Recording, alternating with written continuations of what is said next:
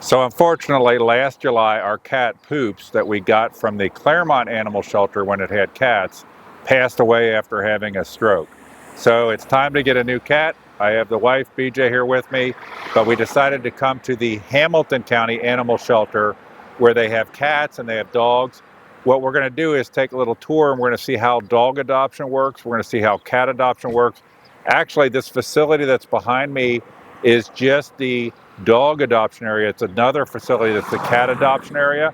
So we're going to hit this one first, then we're going to go to the cat adoption area. So this is the Hamilton County Shelter. We also, it's on the west side, so we're scared because we're east side people. But we also have, like here, I noticed there's some green space and there's like dog poop bags for people walking the dogs. And we're going to see how this all works here when you come to adopt a dog here. Okay, so this is the experience coming in. So they have a sign-in thing. It's radically different. So you see their adoption hours open on Sunday.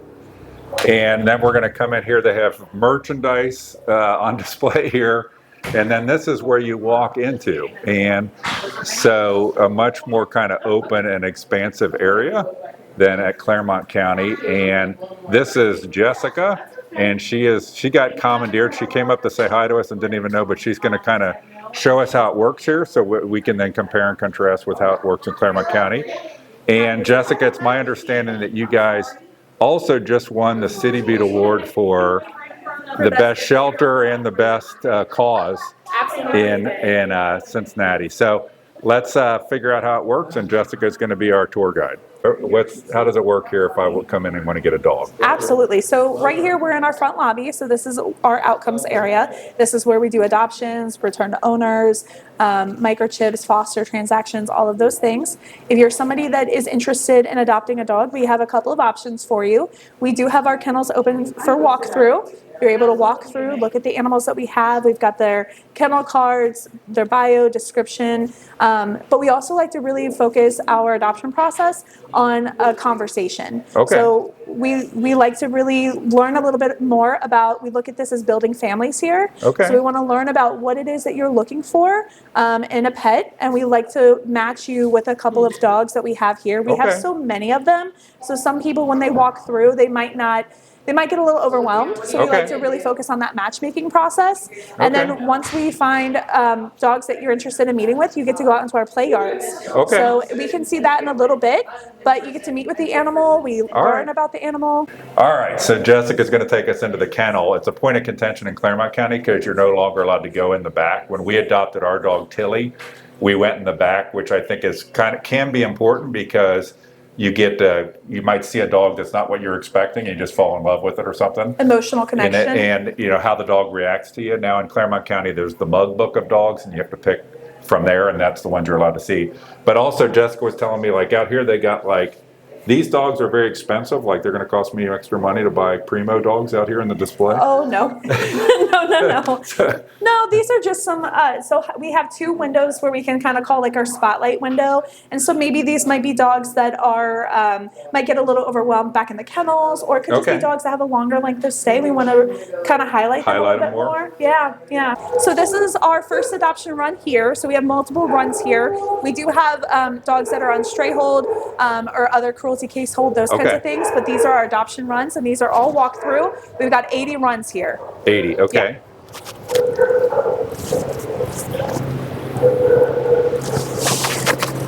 Okay, and then so all these have like an outdoor area. They can go outside. Yeah, they have indoor, outdoor. So they can go outside when they want to. They can go inside when they want to. Okay. And you'll notice on some of the kennels, we actually have basketball hoops, so you can interact with the dogs as well and toss treats to them. Okay, and we have the microphones on, but the dogs are barking like crazy, so we're going to see how the microphones work and all the noise. Okay, so I could come back here and walk through, and I might see a dog that I like. This reminds me of when we adopted Tilly the dog, because we walked around in the back. Did we even know we wanted a beagle? No. We just saw a beagle and we liked the beagle. We had told him when we got Tilly that we just wanted a dog. We have a condo in Florida and there was a weight limit. So we were like, we want a dog as big as, gets no more than 35 pounds, but as close to that as possible. So that's how we ended up with a beagle. Very good. Very good. I think we might have a little beagle here right now, actually. Don't show it to my wife. So all the dogs get enrichment throughout the day. So you'll see that some of the dogs do have their enrichment. And that's a big focus. And then you'll notice kind of at the end we have whatever you started saying, start over again, because I don't know if I had you in the picture. Oh, so sorry. So as we walk through, you'll notice that every dog we get enrichment every single day, multiple times a day, and that can be through playgroup and it's through edible enrichment. Okay. So you'll see that in the kennels. And then we have kind of our quiet time kennels back here with the canvas over the bottoms. So those are dogs who might be a little more nervous here. So. Well, I'm noticing something on these too. It's like this one. You guys have a program here where I guess people can sponsor kennels. So this says sponsored. One of the things that happened in Clermont County is when Clermont Cares got the moose that the county could save money. You guys have been raising almost $1 million a year in external fundraising, and the county lost all that. So they hadn't even calculated the impact of losing the $1 million of fundraising as part of this situation. So now they actually spend significantly more taxpayer money on the shelter, but actually less money still gets spent than was getting spent 4 or 5 years ago when CARES left because of that fundraising. Yeah, it's a big miss for sure.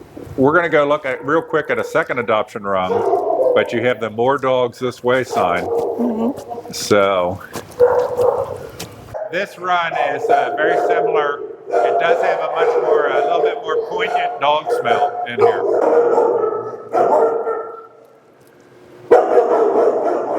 Oh, so these cables. I'm slow, so these cables are so you can open and close the outdoor access. So in the winter time, you would leave those closed and then open them at times. Yeah, or if there's thunderstorms or something, obviously a lot of dogs don't react so well, so we'll close those them up overnight. then. Okay. Yeah. Okay, so Jessica took us through the 2 outdoor walk areas. I noticed this is where behind us, where I'm looking straight ahead, is where they each have their little outdoor areas. But you also talked about pairing people up with dogs.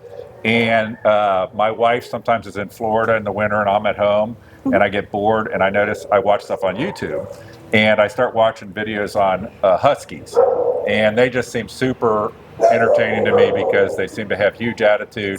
But let's say that I come in here and I'm like, I love Huskies. I watch them on YouTube and I work 10 hours a day and live in an apartment and do this. What are you probably going to tell me if I say I want to have a Husky in an apartment where I work 10 hours a day and I'm gone? I would tell you that Huskies have a lot of energy.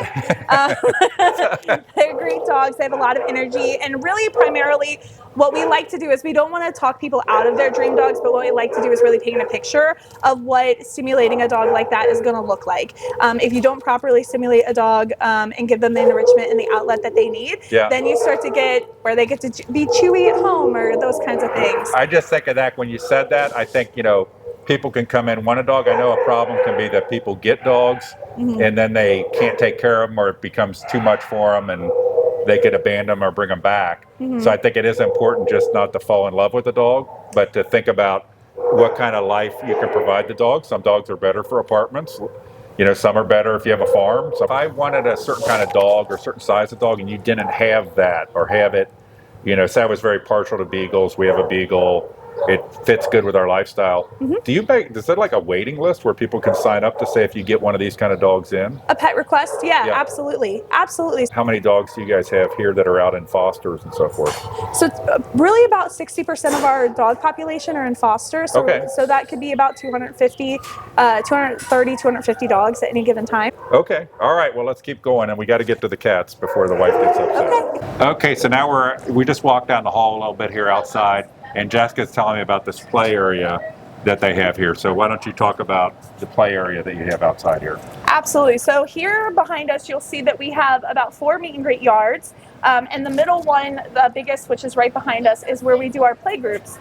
So we can have anywhere up to, 15, 20, 25, 30 dogs in play group at any given time. And we do have a behavior and wellness coordinator who runs our play groups, as well as some of our volunteers who are dedicated to that, so that we can get dogs out and get that social enrichment that they really need.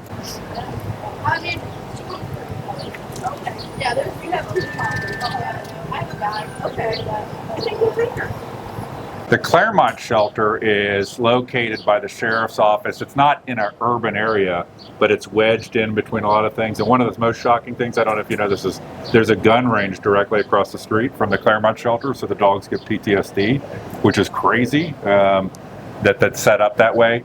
But it's kind of a confined area. But I notice here, it's also a confined area here. You're in kind of an urban area, and so you have to, it looks like you have to figure out how to make the best use of the space and the walk area. So it's not, I love to see shelters, you guys probably would too, that have huge amount of space and huge amount of walk areas.